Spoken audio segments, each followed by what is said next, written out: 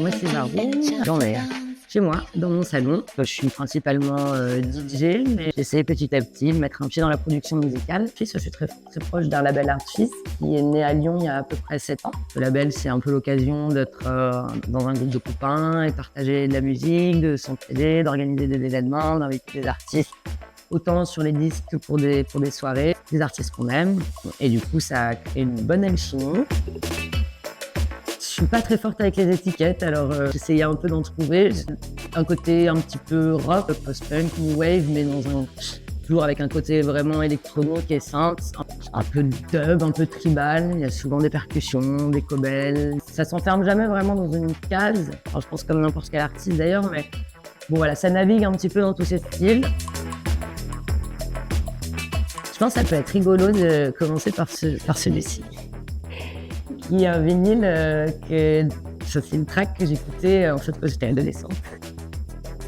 Celui-là est assez symbolique parce que je pense que vraiment cette track je l'écoutais quand j'étais au collège avec une très bonne amie à moi de l'époque, Margot, si tu te connais.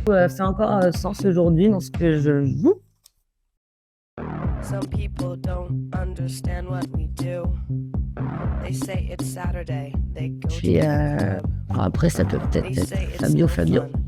C'est deux Italiens qui s'appellent, je crois, Fabio et Fabio, en toute originalité.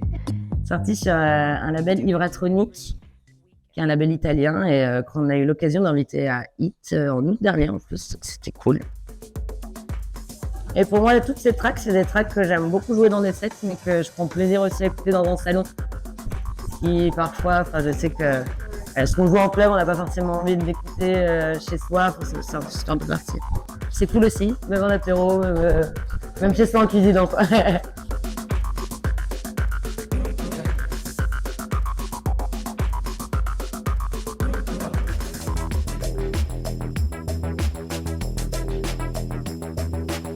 Moi, je me dis un peu comme une occasion encore plus poussée d'aller partager mon univers, ce qui m'inspire, ce que j'aime.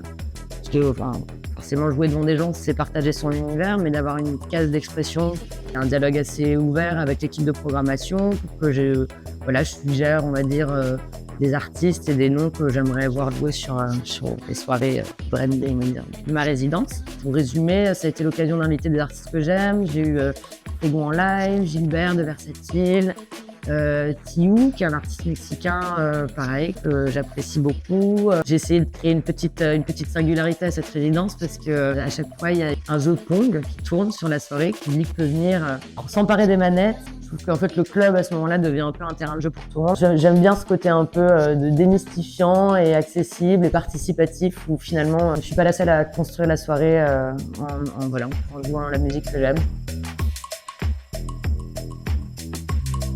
Je vais vous parler de la prochaine date qui arrive, à laquelle je tiens beaucoup, qui sera le 16 mars prochain. Et donc, les invités seront Dresden. C'est un duo composé de Manfredas et Ivan Swag, qui sont deux artistes qui m'inspirent énormément et que je suis de très près et qui ont une grosse influence, je pense, en tout cas dans l'évolution des goûts musicaux et dans la manière dont j'oriente les sets. Et donc, c'est le 16 mars prochain et j'ai très hâte.